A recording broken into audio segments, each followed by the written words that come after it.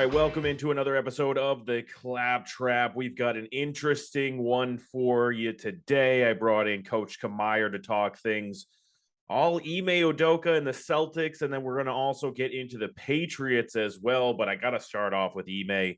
I got to start off with the Celtics. That's the big thing in the news cycle right now. But first of all, Coach, thank you for coming back onto the show. I appreciate it as always. Secondly, did you think that we were going to be at this point in the Celtics offseason where we're wondering now? I mean, we don't have a coach, basically. Everything's going crazy. How are you feeling about everything with the Celtics right now? I mean, I just feel like kind of like a dingus right now. I was talking about how great Ime was the last time I was on. I was like, oh, this dude got us to the NBA Finals 2-1. Like this dude like did all these amazing things to get us to this point, and now it's like I don't know. I don't know what to think. I don't know who the interim head coach is going to be, who the next guy's going to be. I don't know if he's getting fired, if he's getting a 5-game suspension, or he's getting banged the whole year. I don't know what to think right now. Yeah. Yeah, and they're keeping it pretty vague right now. I mean, obviously we've heard a lot of different stories, what it could be. I've heard it's multiple women. I've heard it's one specific one. I've heard it's like the female president. I've heard all these crazy different rumors, but if you haven't heard, Ime Udoka is, I believe, with the weird statement that they finally put out on social media and stuff last night, they are officially suspending him for the season, but I don't know, like, Yeah, so what. gone. Yeah, so that seems to be the case. And like I said, if you haven't heard about it already, it's basically he's being suspended for conduct detrimental to the team, and it's all based around what is being termed as consensual relationship with someone inside the organization. So most likely a female in the organization with some job title that we don't really know yet, because like I said, they're keeping it very vague. And you've heard, or you've probably seen all over the social media universe, every single person that could be, because everyone's a Twitter, Sherlock Holmes trying to find out who exactly the female it was or whoever the relationship was with. We don't really know what's going on. My first thought when all of this started to go down was, because it immediately was thrown out there that he's going to be suspended for the entire year, which I thought was crazy when you first hear it on face value. Like, okay, I get it.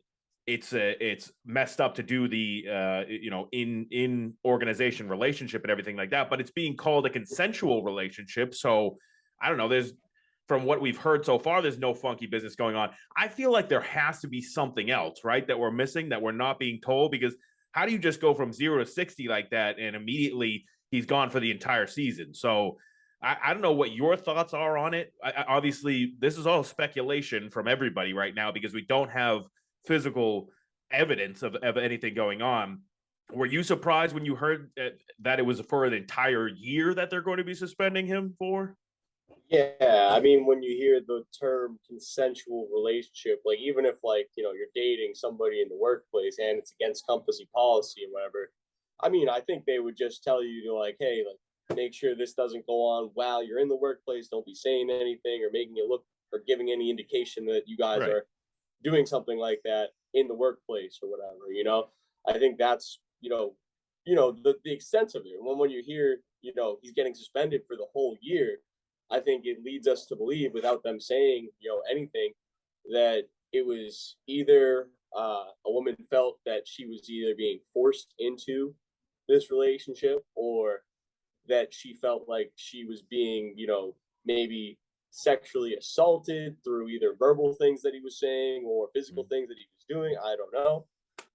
So like this also, on the other hand, could be a situation that we see happen to a lot of men these days. And I'm just going to put it out there, and it's if it's the man and a woman doing something wrong, right, they may say weren't supposed to be at all like having any interaction towards each other in the workplace at all, right?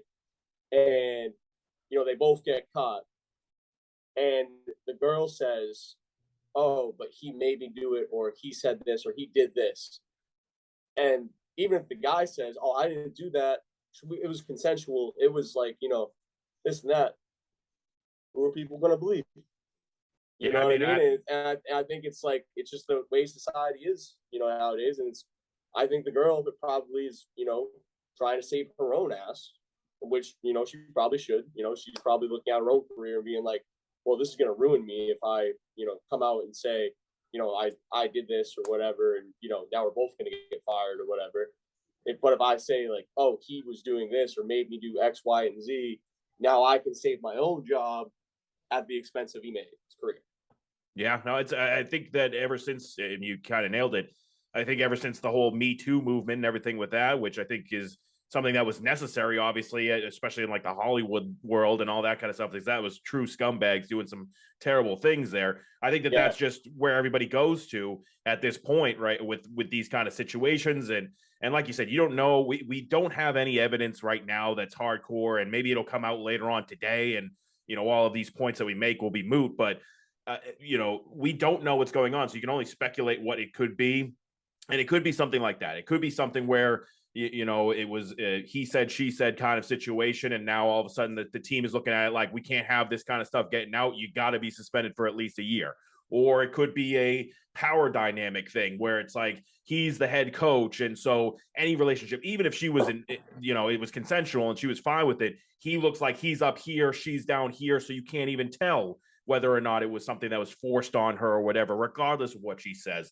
Also, we don't know the ages, right? We could be dealing with like a cheerleader who's like a 23-year-old girl and he's a 47-year-old or whatever he is, man. And that looks different to people as opposed to if it was a woman who's, closer to his age, late 30s, early 40s or something like that, because that seems more realistic, right? So I don't know. I mean, it's all terrible. Obviously, he's cheating on his wife, Nia Long, which, anybody who knows who that is, you call Ime stupid for doing that anyways, because who's going to cheat on that girl? But yeah, I don't know if they're actually married. I think they're like 12-year-old relationship or something, but I don't think they are officially married or whatever. Okay.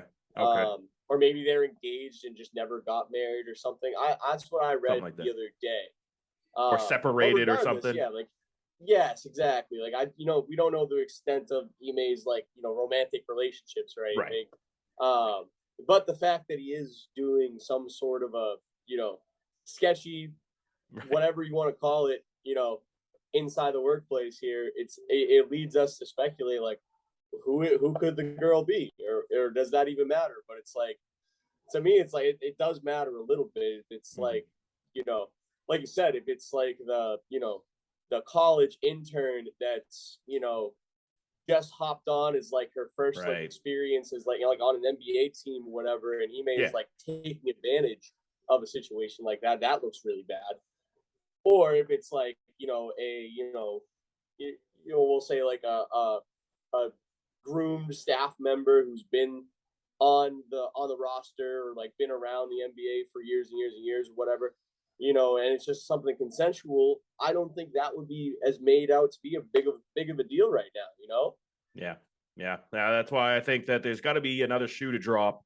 We don't know the whole thing because there's no way you just jump to an immediate full year suspension. This kind of stuff goes on all over the NBA, all over professional sports. And you usually don't see guys just immediately getting the 1 year suspension. They usually get a little bit of leeway. Now, eventually they probably will get fired or let go, or their contract won't be renewed or whatever it is, just because it's easier for the team to distance themselves in most of these situations. And once again, we don't know what's going on with the Ime Udoka situation. We don't fully know. We just kind of are hearing he's going to get suspended. More information will come out, but it's just crazy to think that they immediately jump to that 1 year suspension.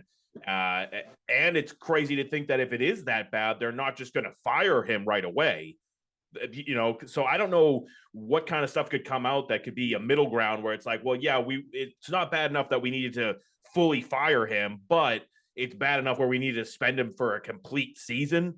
I can't understand. I can't wrap my head around what it could possibly be that could bring them to that moment. So now we're in a situation where, like you said, we're going to bring in an interim coach.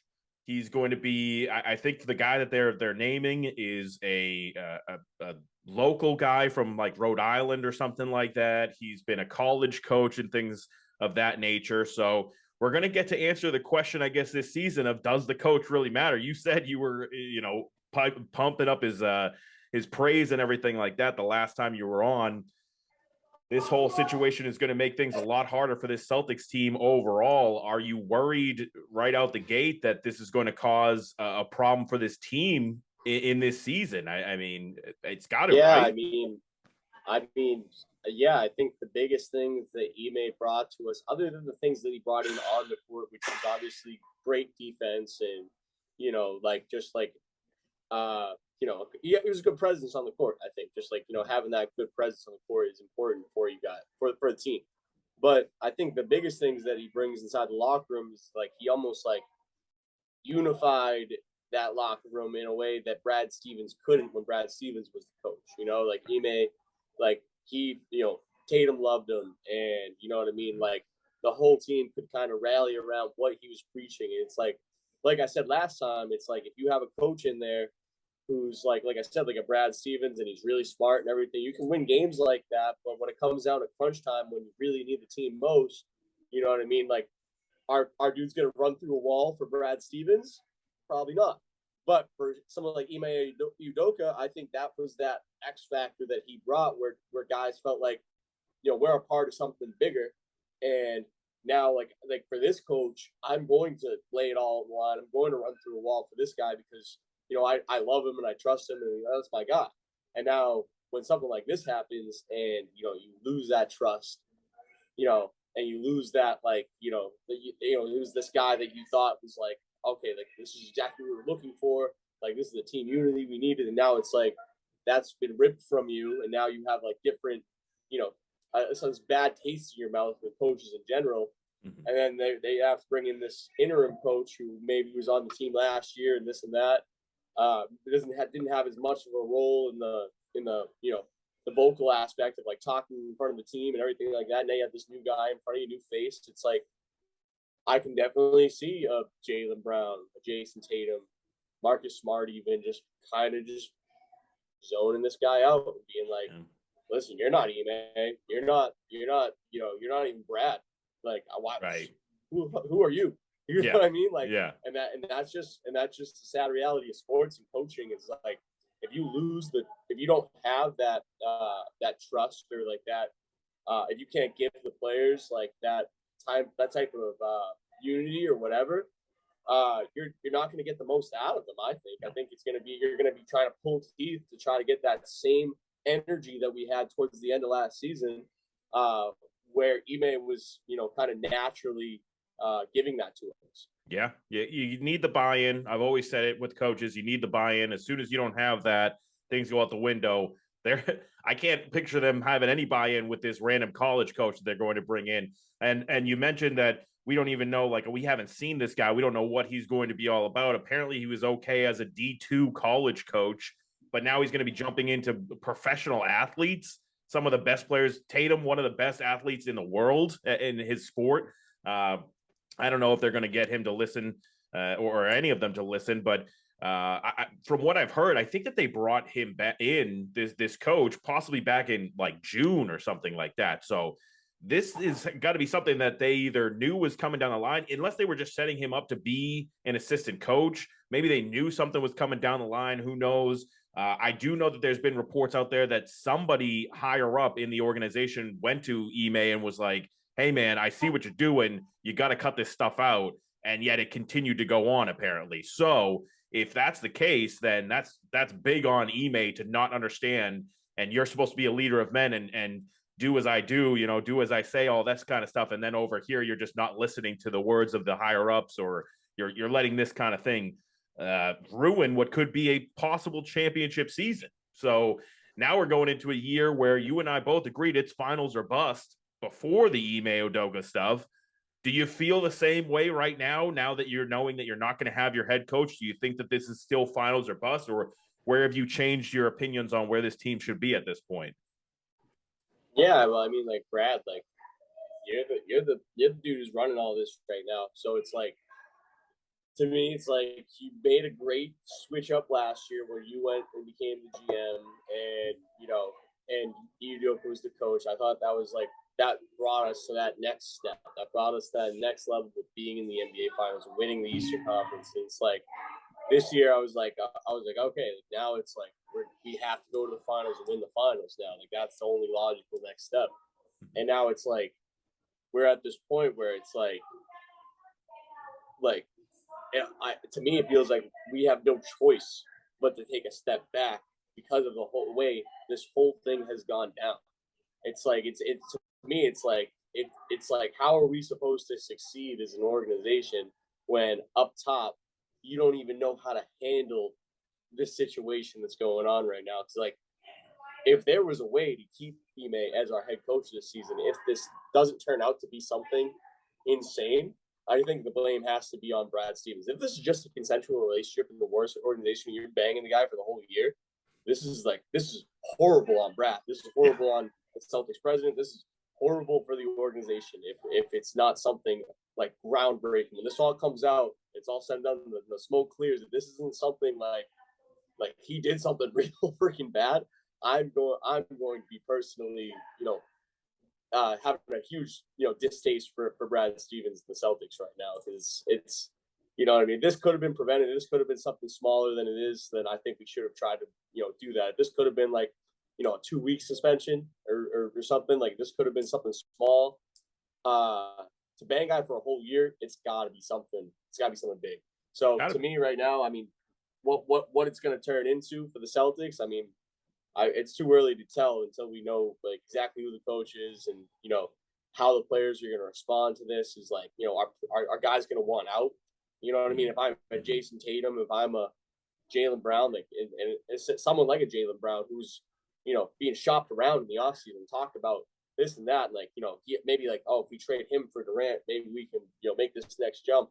And then something like this happens where like your head coach is getting suspended for the whole year. I'm going to turn around and look at the organization. I'll be like, give you the middle finger and be like, yo, like what are we doing here, man? Like, get me out of here. Send me anywhere you want now. I don't want any part of what's going on here. So it's going to be all about how the players are responding to it and how the organization is handling this. Yeah, it's going to be something that's just turmoil and something that's a speed bump or however you want to look at it, in the way of the players who already were, in a tough situation last season. Almost midway through the season, they were looking like a terrible team that couldn't pull their stuff together. And then Ime Udoka seemed to have brought them out of that. So he's got to be a huge part of it. You know how I feel about it, though. Personally, I don't think that Ime Udoka made any kind of huge difference. I think it was more about this team maturing. So my opinion of this team has not actually changed. I still think that this should be a finals or bust team. This is a finals or bust roster. Yes, if you want to say that the coach was going to put you over the top for being an actual championship winning team, then we can talk about that. But this is still a championship roster. They have the pieces. Yeah, I mean, we already talked about that. Do you feel that way after the whole way we handled the Robert Williams injury here too? Well, that's like if I look at the organizational thing, I look at like Brad Stevens, and I look at Celtics organization again. It's like if I'm someone like Jaylen Brown, it's like, all right, like we had a player who was really good, possibly a defensive MVP candidate, a starting center in this league and anywhere. And he obviously played for us in the playoffs when we needed him to, and like made all these sacrifices to try to get back, and then to wait until less than a month before the season starts to get your surgery, just to get the surgery now and miss 4 to 6 weeks plus. Like, and you don't even know how long it's going to take for him to actually see court time. You probably don't even see this guy until like late January. If I had to make a guess, you probably don't even see this guy until late January. You don't know how you're going to recover from it. So that, to me, that hurts your team big time in the first half of the year. You don't have your best center. And then you're already hearing that Al Horford is only going to play, not going to play any back-to-backs. Right. So it's like, who's playing center for the Celtics? Are we going to put Luke Cornett out there? Like, to me, it looks bad. It looks really, really, like, this all has happened this week. It was like they waited till this week to be like, oh, like, yeah, Lob's going to be out for like 3 months. And by the way, we lost our head coach for the whole year. Like, not good. Like, not that's good. Really bad.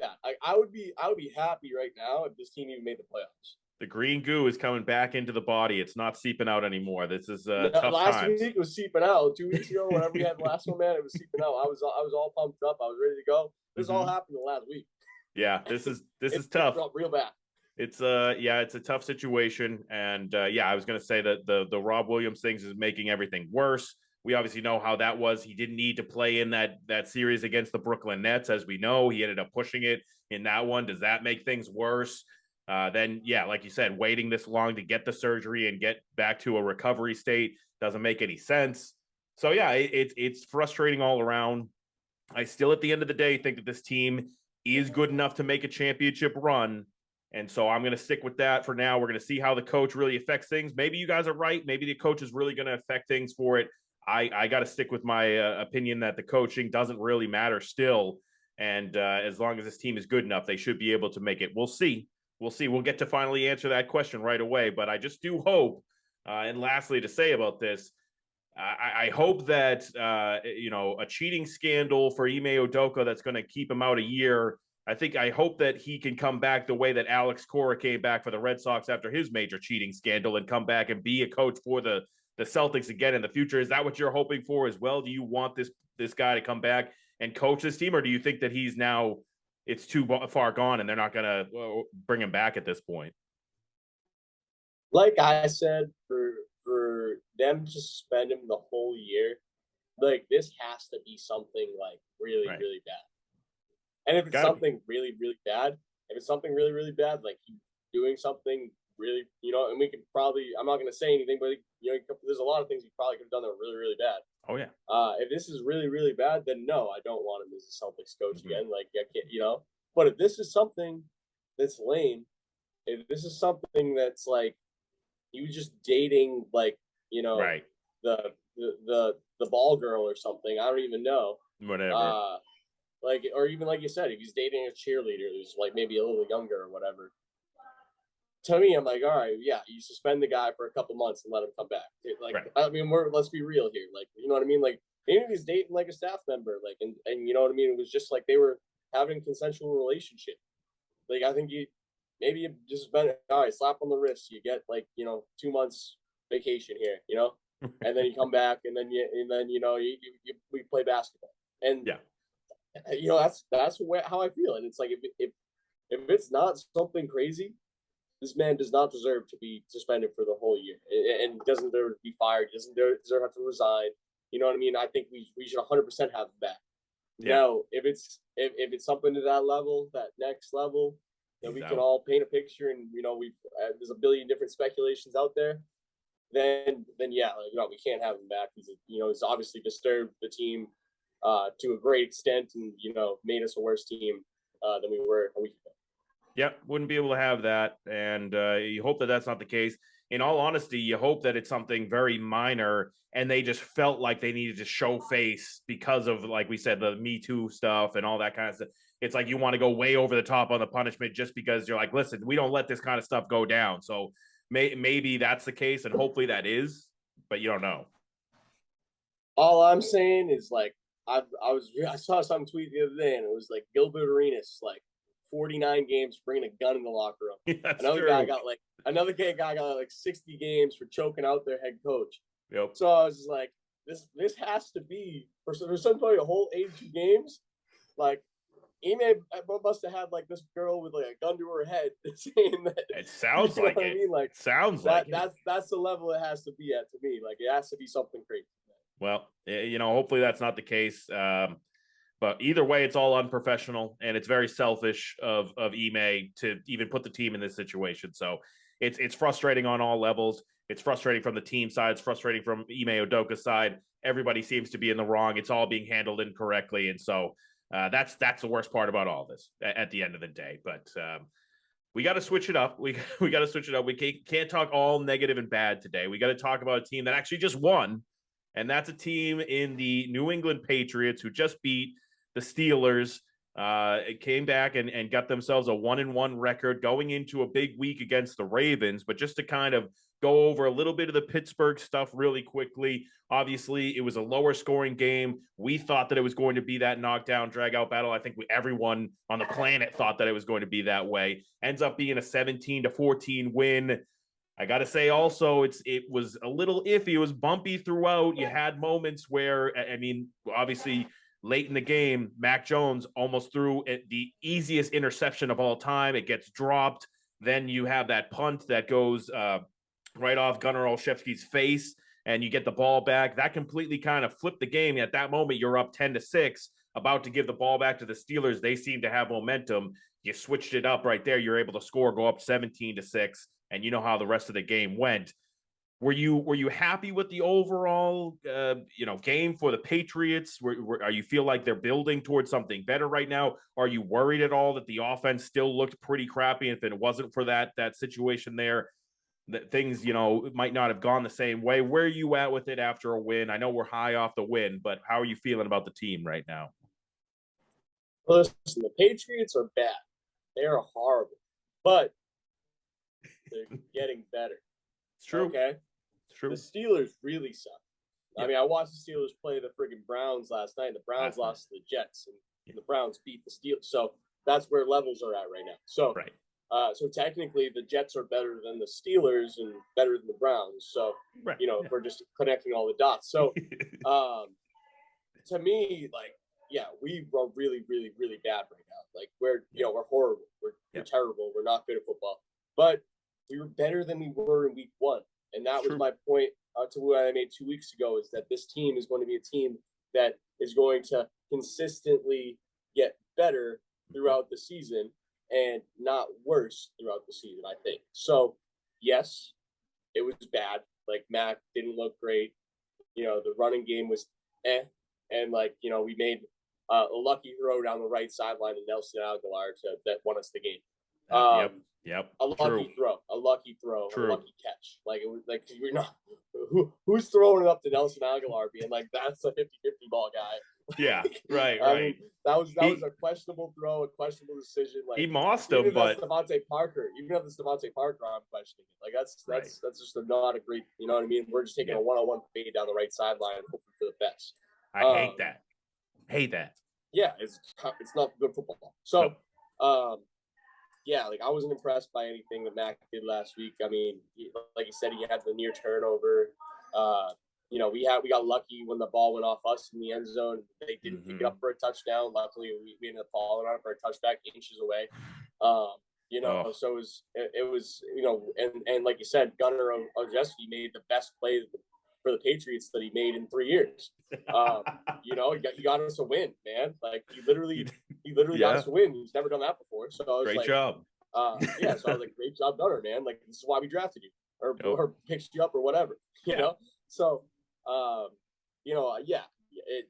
me, the team's still building, and it's still not, the running game looked better from week 1 to week 2. Like, I thought we ran the ball a little better than we did. It wasn't anything like mind blowing. We didn't have 150-yard rushing and 2 touchdown game for Damian Harris, like everybody wants him to. Right. Or even Ramondre didn't do anything that crazy. Like, they just had solid games, what I mean? Which I think, hopefully, if my theory is correct and we keep getting better throughout the season because we have really good coaching, is that, each week we get a little bit better.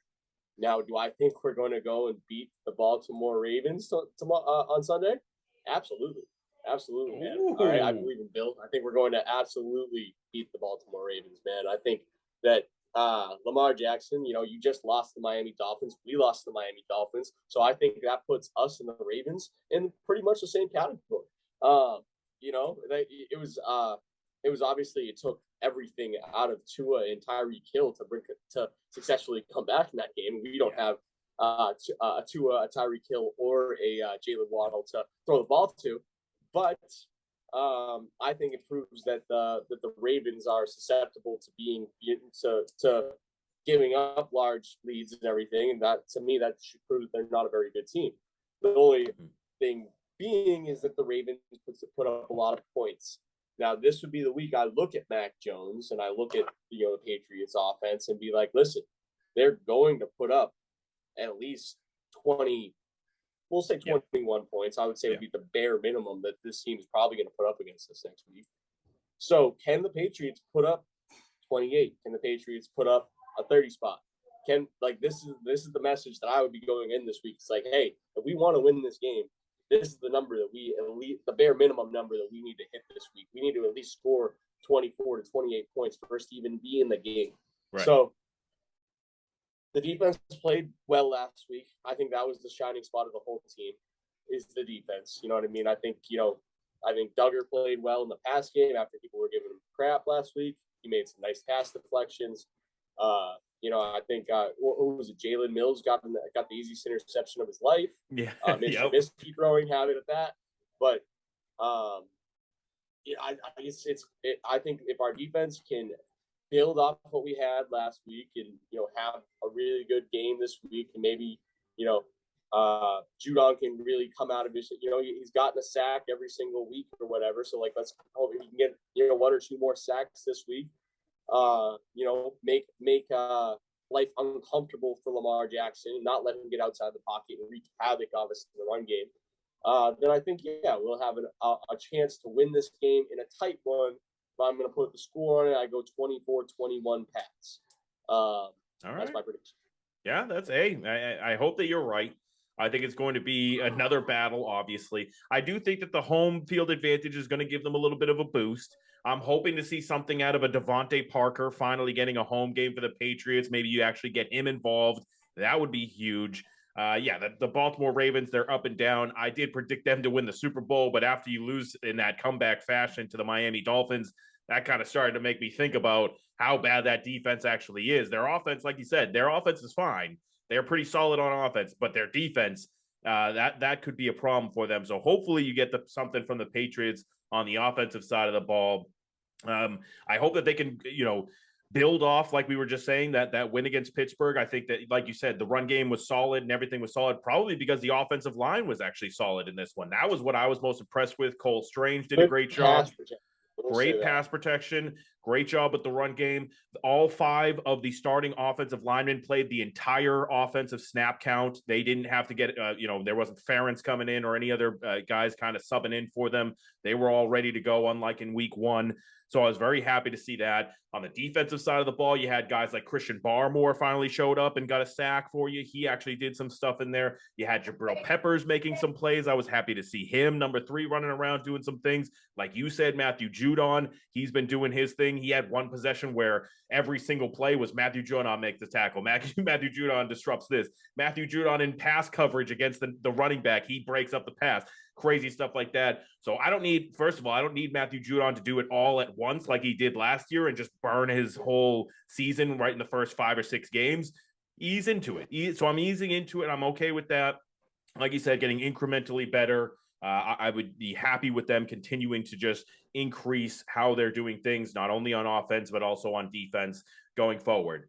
The one person that I'm real pissed about right now is the little guy that I wanted to do so good last year, and Miles Bryant. I'm pretty convinced that he needs to be benched at this point. I'm sick of Miles Bryant he can't even return punts now. Like you said, we got another lucky muffed punt that just happens to go back into the end zone. You luckily get a touchback. Otherwise, that would have been a fumble and given them the ball back right at like the 5-yard line, which would have been terrible. He's out there. He's missing tackles, even though he technically had the most tackles in the team on this game. I don't know. I like Miles Bryant. It's a great story and all that kind of stuff, but I keep now week after week, I'm having more problems with this guy. And I know that it's because we had to move people around. Jonathan Jones, once again, I said this before, you move him from a slot role to outside, that kind of stuff. Now Miles Bryant has to have a bigger role, but that is my biggest problem on the team right now on the defensive side, at least. I'm upset with the Miles Bryant situation. Yeah, so the Miles Bryant situation, I think, is tough. I mean, I don't think he deserves as many defensive snaps as he's getting, and I don't think he deserves to even be our return guy. You know what I mean? I think he did have a nice return later in the game, but, does that make up for the one that he dropped and almost cost us the game? I don't think so. And it's and then to me, it's when you're looking at, usage and, guys that should be on the field that aren't and, certain situational stuff, it's why can't we have, if you're not going to play a guy like Kendrick Bourne, on at least 50+% of the snaps on offense, why can't Kendrick Bourne don't return punts? I'm sure he's been doing it since he was in youth football, and he's probably the most explosive offensive weapon that we have. So it's why are we putting some no-name back there that's never who looked good returning kicks last week? Kyle Duggar. Why don't we put Kyle Duggar back there? Keep him on the field on defense. Go back and return it now. Because he looked great on that one return that he got the other day in the kick return game. And then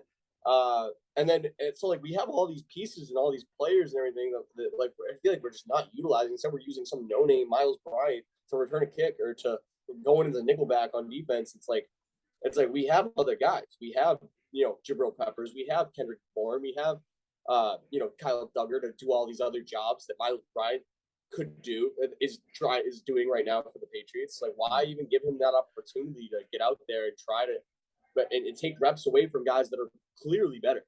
Well, yeah, that's the thing is, I mean, he had the fifth highest amount of snaps in that game. He played 67% of the defensive snaps. And when we talked about how Kyle Duggar, he was playing, an okay game overall, Duggar only had 19 snaps in this game to Miles Bryant's 49. Miles Bryant outsnapped Kyle Duggar by 30 snaps. I don't think that there was any injury as far as I know for Duggar, so I don't understand. Duggar did get banged up a little bit. A little bit? Okay, so maybe that's the only reason. It was like I think it was his ankle or something. Like, it's not a serious injury or anything, but I think that did affect the snap counts a little bit. Maybe that's why we saw more Miles Bryant. I guess. It's still too much in my opinion. I think there's other guys that give you more. Way too much. Like so I said, Jabril Peppers getting in there. I think gives you more than Miles Bryant. So I'm upset with that. That's my one main thing. I need Miles Bryant on a very tiny role. That's it. He can be fine, good energy and all that kind of stuff. And if he gets better with being able to just even fair catch balls, then I guess he can be the punt returner. But I don't understand why he's not benched. I don't know what's going to happen going forward. Big game against this Ravens team. You're at 1-1 right now. You think that we're going to be able to pull out the win. Obviously, it's all going to be around Lamar Jackson. Can you keep him contained? Can you force the guy to have to throw the ball? That's the obvious game plan. Everybody knows that. Can you actually do it, though? That's a whole different ball game. We'll see how things go. I think it's going to be another battle. I don't know. I don't feel good about it, but I think that we can be in this game. I think the home field advantage helps. I think that the offense will get a little bit of a push from that. I'm hoping, like I said, Devontae Parker can actually get involved in this game. We'll see how things go. So you're predicting a win. I don't know if I can actually predict a win at this point. We'll see how it goes with that. I don't feel great about it, but it's another game. Two other factors that I like going into the week are we've heard all week that, Lamar's been having the elbow soreness. You know what I mean? So I think they're going to have to rely more on his legs than his arms. I mean, how many passes did Lamar throw last week? I mean, I think that was a huge change in load for him, and his elbow probably didn't respond too well to having to throw the ball as many times as he did last week. So, I mean, I think they're going to have to rely more on his legs, and I think that actually will help the Patriots in a way because we don't necessarily have a lot of great linebackers, so I don't think a lot of the linebackers will be on the field. So if that's the case, you know what I mean, then you're going to see more Jabril Peppers, more Kyle Duggar, more Miles Bryant probably, which I'm okay with when you have a running quarterback to have more fast guys on the field. Like, you know what I mean? I think anytime you have a guy like Patrick Mahomes or Lamar. Yeah, so I think personally, bottom line, if you have the faster DBs on the field against running type quarterbacks, they're going to be able to stop this guy from, making the big play. You know what I mean? If he wants to gash us on, 6-yard gains, 7-yard gains, 8-yard gains, during the course of the game, I think we can manage that and we can bottle that up. And, that's going to, he's going to be taking more hits, which is going to be, increasing his chances of either getting hurt or the offensive coordinator saying, "Oh, we need to ease up. This is early in the season for him to be running this much." So I personally think if we had more DBs on the field, that we would have a better chance of beating this team this week.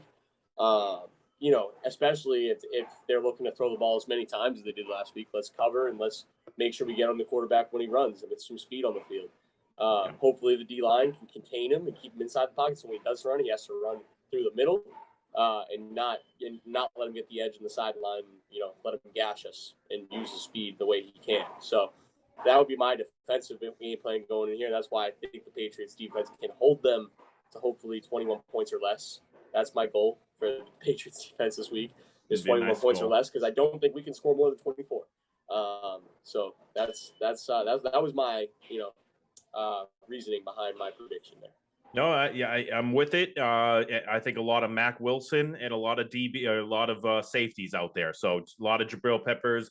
Hopefully, Kyle Duggar, a lot of Adrian Phillips. If it needs to be Miles Bryant, and then I guess that is what it is. I want less of Jawan Bentley out there. I don't need as much of the big bruiser type. Yep, we don't want him. No, So I agree with that. That's the kind of way that we need to be able to do it. Get the faster guys out there so that they're going to be able to tackle, because you're going to have to stay with these guys. And I mean, other than Mark Andrews, there's not anyone out there that's a beast of a human that you have to worry about having a big guy out there to be able to tackle. I don't think so. exactly. Yeah. I mean, that's going to kind of how it has to be. I think they have to watch out for that kid, Rashad Bateman. I think he's doing a really solid job. I was about to say, like, that's the speedster there. That's their Tyreek Hill. Like, right. Throw the ball as far as you can to, So we'll see how that goes. I know that they've had their banged up running back situations. We'll see if J.K. Dobbins finally gets out there. That'll be another interesting situation for them as well. That's a huge weapon, I think, when he is healthy, if he is healthy. So there's a lot going on in this one. I don't know. It's going to be another tough battle. I think we can win. I don't feel like we're going to win, unfortunately. But hey, you're at 1-1 coming out of the first 2 weeks. Even if you were to stumble against this Ravens team, I don't think you're in a bad position going into a Week 4 game against a Green Bay Packers team that's shown that they're not that great anyways. So I like where we're at. I like where we're at. And like you said, they keep getting a little bit better every week. We keep finding new things that are going to work for this team, because it's always, whenever it's a Belichick team, he just goes into the season with like, I don't know what's going to happen until I see a few weeks in there. So we got to figure out, we get everybody on tape.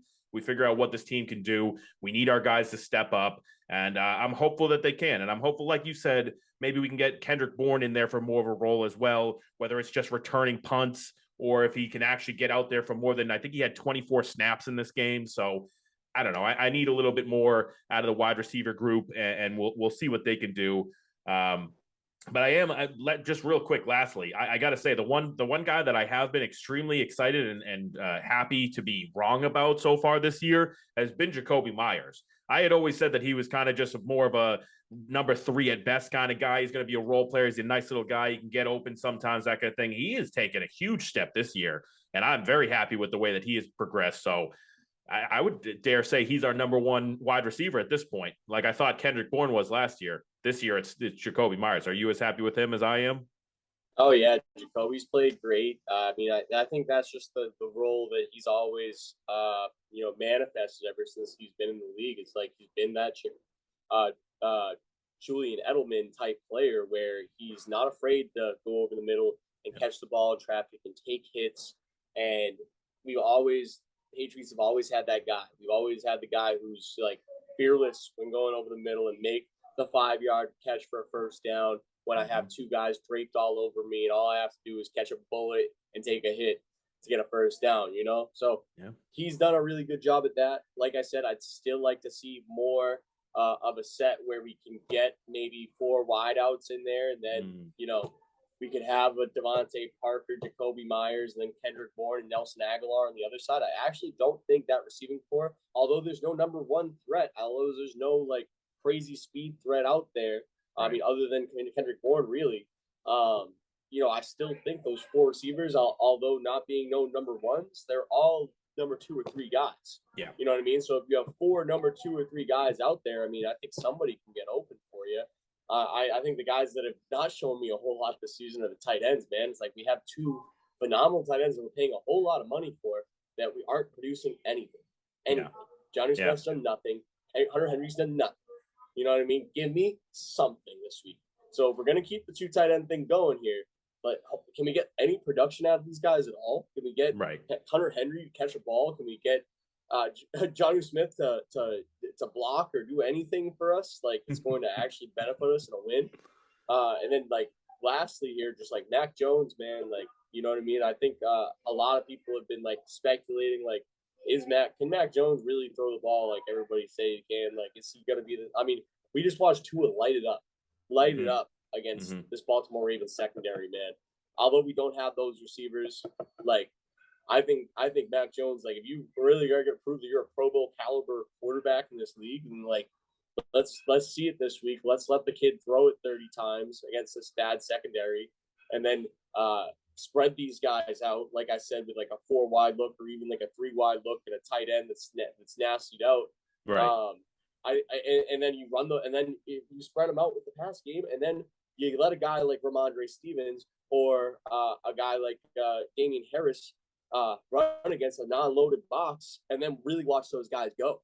You know, so that's what I'm hoping out of the Patriots offense this week. If I'm Matt Patricia or Joe Judge, whoever's calling the plays these days. Yeah, you got to be able to open it up, and if we can get the wide receivers working, yeah, that makes a huge difference for our run game, obviously, and that's going to be a big factor in this one. And we'll see what Mac Jones could do. Obviously, the home cooking is always going to be better, so you know you expect to get a little bit of a boost here, but we'll see how things go, and I can't wait to be able to talk to you about it next week. Just to kind of finish up the show, wrap up the NFL talk and everything like that. The Thursday night game happened last night. We saw that crazy catch by that new kid Pickens. What did you think of that one? Is that one better than the Odell Beckham catch, or is the George Pickens catch from last night not as good at this point, would you say? I mean, that was an unbelievable catch. It might have been even a little bit better, if anyone could say. But like, all I'm saying is when Odell Beckham caught that football with one hand, the whole world stopped. Yeah. And I think everybody will remember exactly where they were when that catch happened. I remember, like, I had like 10 of my friends texting me like, "Oh my God, did you see what?" And then like Twitter was like nothing but that. You know what I mean? It was everywhere and anywhere, and the whole world stopped spinning for like 10 minutes when that catch happened. And I don't think I got that out of that catch. It was a nice catch. It was a great catch. It was awesome. But it's like, it was it was like never done before when Odell had done it. You know what I mean? So it almost gave that wow factor. Like, we have never seen that before. Where this Pickens catch is an awesome catch, but it's like, have we seen this before? Probably, Yeah, I would say that it's probably the best catch since then, but it's probably not better than that one. Also, the fact that Odell's was for a touchdown, that kind of puts it over the top as well, in my opinion. But insane catch. I can't believe he even got to that thing. Unbelievable. Contorting his body, looking back, and being able to grab that ball, insane. So, best catch of the year. In general, just making crazy catches so far in this year. It's like between I think week one preseason.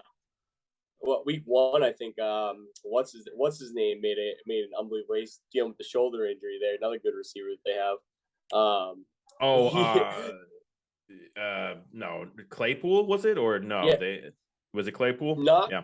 It might have been Claypool. Actually, yeah, it was Claypool, and he made that like unbelievable one-handed catch on the sideline. I was like, man, that was a crazy catch. I thought that might be even better than the Pickens catch, maybe. They got good receivers. They got good receivers there. They always get good receivers, and that was the most upsetting thing. Trubisky throwing the ball. It's true. That's true. The most upsetting thing about picking Tyquan Thornton for the Patriots is the Pittsburgh Steelers picked a wide receiver right after that. You knew that the wide receiver that they picked was going to be better than whoever we got. So I'm not going to completely rule out Thornton yet. We have to see what he's going to be able to do when he comes back from injury. But that catch last night just cemented the fact that Pittsburgh knows how to pick wide receivers, and the Patriots should just go with we got to get that guy off of Pittsburgh. Somebody has to bring him onto their team. We got to bring him onto our team so we can get wide receivers for once. It was like, even when people were speculating about us getting Juju Smith in the offseason, I was like, I'm down. Like, Juju Smith, sure. Yeah. Because I feel like 3 or 4 years ago, he was like going to be the next Odell Beckham. Like, they always have. They always have somebody who's like, they have 3 receivers. Yeah. So yeah. It was Claypool, I think and then it became Deontay Johnson, and now it's already George Pickens. Like, they're already just moving through wide receivers. It's crazy. There are a few teams out here that are always getting really good receivers. Like, if you look at, like, they're usually bad teams, but I mean, like Detroit Lions, they're always getting like crazy good receivers. It's true. Like, even the kids that they have now, St. Brown is, oh my God. And then, Buffalo's always getting great receivers and everything. It's like, why can't the Patriots just, like, if you're not going to draft these guys, at least be like, okay, like, he's going to be a free agent next year. Why don't we pull him from here? Why don't we even go get the dude from the Giants there that's all disgruntled right now playing receiver there? Debo Samuel? No. For the Giants. New York Kadarius Giants, Toney? Not even him. It's he was just in an interview the other day Who else do And they have? Galladay? Kenny Galladay? Galladay, I knew it started with a K. Kenny Galladay, he was all disgruntled the other day, and it sounds to me like he wants out because they're just straight up not playing him. And I'm Yeah. just like, he's like a number one wide receiver. If we could trade Jonu Smith, and we could trade like Nelson Aguilar and Give go him get whoever. that guy, dude. Like, I'd be down. give me I'd be down for it. Get Jonu out of here. Get another one of those receivers out, Devontae Parker, whoever you want, and we'll take Galladay off your hands, and then that he'd probably be amazing on the Pats. I would love that. That would be a great pickup. I doubt it'll ever happen. And the Patriots and Belichick will continue to just pick what they think is the smartest wide receiver as opposed to the one with the most talent. Like when they could have had DK Metcalf, a freak athlete, but instead you go with I'm forgetting his name now, Henry or Harry there, N'Keal Harry. So I don't know. It's always going to be a problem, but we'll see what this Patriots team can do going forward. I hope that they can get somebody that's a good receiver at some point for Mac Jones. But I think that, like you said, even just get that kid back that runs really fast out of Baylor. I mean, like, yep. Get him back in the mix, and then maybe we can get something downfield to him and everything. But it's like, of course, as soon as we find a kid who can stretch the defense and make unbelievable catches and everything, he's a twig. It's like he gets hurt, and it's like, oh, we can't have nice things. He's as thin as a twig. You got to put some body weight on the kid. Something. I know that'll bring down the speed, but man, the guy. He weighs nothing. So I don't know. Yeah. We'll see. Hopefully he can come back. But all right, that's going to do it for today's show. I just want to say thank you for coming on, Coach. We appreciate it. As always, I'll have you back on next week to dissect the Ravens game. And hopefully you're right. Hopefully the Patriots are able to take that one. Thank you for coming on. Yep. All right, man. Thank you. Appreciate it. All right. We just finished up the episode with Coach Camire talking all things about Ime Udoka and the Celtics. And then we also got into the Patriots and what we think is going to happen in the game against the Ravens coming up in week 3. But now it's time for the gambling competition picks.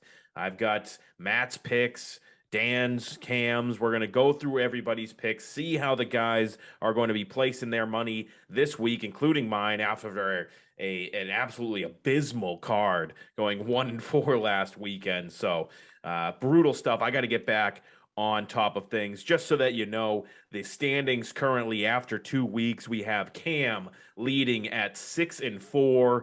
I am in second place, tied with Matt at 4-6, and Dan is leading or picking up the rear, I should say. Oh, geez, at 3-7. Tough week this past weekend for the guys overall, but we're going to get back on to the winning streak. I know it. Here it comes this week. So we're just going to start off with my picks to get everything going, and then we'll go through the rest. We have a couple voicemails for Dan and Cam. Hey, y'all, it's Cam. We'll see what they pick. But I am starting off this week going with the Bengals -6 at the Jets. I feel as though the Bengals are due off of an 0-2 start to their season. Yes, the Super Bowl slump or hangover is real, but these Jets are not. They're coming off of a fluke come-from-behind win against the Ravens last week, and I think riding off that high, they're in for a good disappointment against a Bengals team that is extremely hungry right now. So I will take the Bengals -6 at the Jets. My next pick I'm going with is the Vikings -6 at home against the Lions. The Lions, another team riding off of a big high, playing decent through the first 2 weeks, but I think going on the road against the Vikings is going to be tough for them. Vikings really good at home in the first week. Then they kind of faltered last week. They're ready to get back on the win streak here or on track. So I'm taking Vikings -6 at home against the Lions. The next game I'm going with is Falcons Seahawks over 42. In this one, it seems like the battle of two offenses that nobody can trust at this point, but I think Atlanta has a little bit of something figured out, even though I have no faith in either one of these quarterbacks, but certainly not Marcus Mariota. They're going to be able to figure things out, I believe, in a road game against the Seahawks, where Geno Smith will be able to score at home, and this game is barely going to cover it, but I feel like it's going to go over, so I'm taking over 42 points in the Falcons-Seahawks game. Next one that I'm going with is the Packers-Buccaneers game. These two teams teams have looked nothing like they normally look this season. You got two of the all-time great quarterbacks, the number one overall greatest quarterback of all time in Tom Brady, leading a tough offense that's dealing with injuries and suspensions. His wide receiver core is not looking great right now. And then on the other side of the ball, you have a Super Bowl champion in Aaron Rodgers, the guy who has been arguably one of the best, if not the best quarterbacks in the league over the last 5 to 8 years.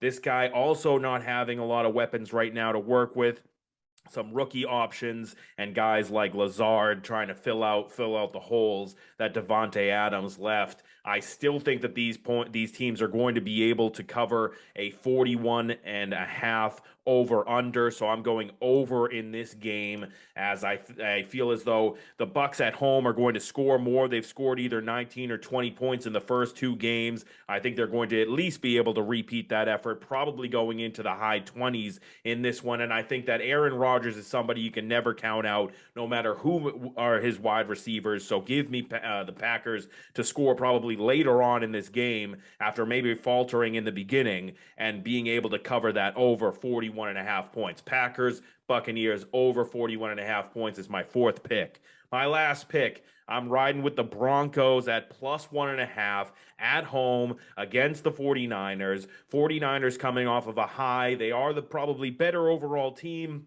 but coming off of a high, winning with Jimmy Garoppolo. They're due for a letdown. They're going into Denver. That's going to deal with the altitude. Arguably one of the only real home field advantages in the entire NFL is Denver, just because of the Mile High Stadium, having to deal with the altitude, all of that kind of stuff. I don't think that the cringy Russell Wilson-led Broncos offense is going to continue to falter. I think they'll be able to handle this one at home and wake up, and we'll see the actual potential of this Broncos offense in this game here. So give me Broncos +1.5 for my final game. Broncos +1.5 at home against the 49ers. Those are going to be my picks for this week.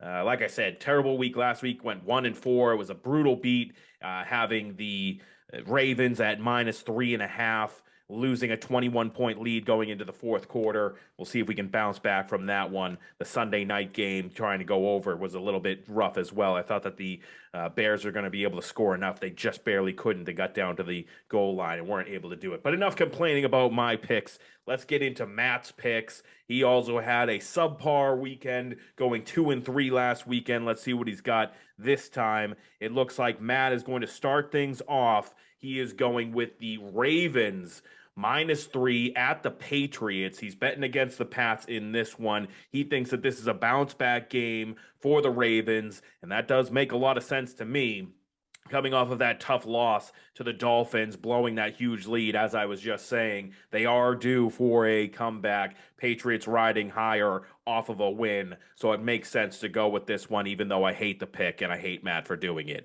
Ravens -3 at the Patriots to start off his picks. The next one he's going with is Jets +6 at home against the Bengals. He's going with the opposite thoughts that I had. He says that the Jets are riding high off of last week's comeback win over the Ravens. He thinks that that's going to propel them to being able to at least cover against this Bengals team that hasn't shown a lot so far. So he's going to take the points. Jets +6 at home against the Bengals, riding high off of their comeback win last week.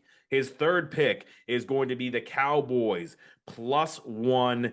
This one, he is just feeling as though the rush mania is going to continue, I guess, and they'll be able to continue their winning ways as the Cowboys look to hold on to a season in which they've lost Dak Prescott, but now they get to go up against a good or a Giants team that has played really well through 2 games, but could be pretenders. So he's going with the Monday night game, taking the Dallas Cowboys +1 in that one. His next pick is going to be the Chiefs -6 at the Colts. He's just saying that the Colts stink right now. Matt Ryan not doing good. So he thinks that the Chiefs are going to be able to wallop this team. I don't blame him on this one. The Chiefs have looked really good through 2 weeks, and the Colts have obviously not. So he's taken the Chiefs -6 at the Colts for his fourth pick. And the last one, he's going with Buccaneers -1 versus the Packers at home. Brady, he's not betting against TB12 again, is what his reasoning says. He can't do that. He is the number one Brady Bobo on the podcast, so the guy is going with his guy in Brady and the Bucks, taking Bucks -1 at home against the Packers for his last pick. So those are the picks for the two of us. Matt and I are different on a couple of picks, but that's all right. We'll see how things go. I've been terrible, or at least I was terrible last week. So we'll see how things go going into week 3. But next, we have the leader in the competition, Cam's picks. Let's listen to what Cam has to say for his picks. Hey, y'all. It's Cam back with more picks for the week. We got 3 in college and 2 in the NFL again. We'll start in college. First is TCU -1.5 at SMU. TCU's coach was SMU's coach last year, so he's very familiar with the team. And SMU's whole offense runs through one receiver, but TCU has 2 very good corners to keep him in check. Next is UNC -1.5 versus Notre Dame. The North Carolina offense can put up 30 points against anybody, even the Notre Dame defense, which is really good, but Notre Dame's offense is terrible, and I don't think they can get to 30 against anyone. Next is Oregon and Washington State under 57.5. Both these defenses have looked really good to start the year. I just think it's too high of a number. Now we'll move to the NFL. Got the Texans +3 at the Bears. I don't think the Bears should be favored by 3 over anyone, and it's also a Lovie Smith revenge game. And then last is the Cowboys +1 at the Giants. The Giants' pass blocking is bad, and the Cowboys are one of the best pass rushes in the league. So to recap, TCU -1.5, UNC -1.5, Oregon, Washington State under 57.5, Texans +3, and Cowboys +1. All right, those are Cam's picks right there. He also likes the Cowboys, and I also liked how he thought that the Bears should not be favored against any team in the NFL right now. That's pretty funny and probably true. So understandable from him. Cam, like I said, 6-4, 3-2 in each of the first 2 weeks. We'll see if he has another winning week in him.